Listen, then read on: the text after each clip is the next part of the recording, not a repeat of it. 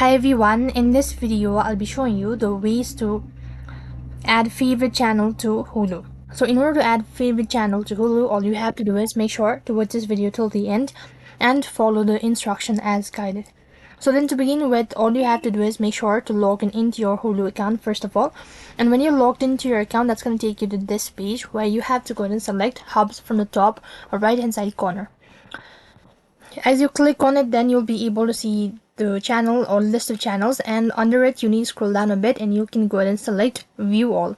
When you go ahead and select view all, it's going to take you to the other field where you can go ahead and select the particular channel or just tap the three dot icon next to it and accordingly go to add to my stuff. When you do that, you can go ahead and give a name or set a name, and then you've successfully added channel to your favorite.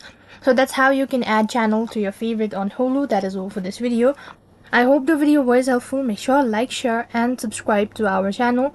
Thank you for watching. See you in the next video.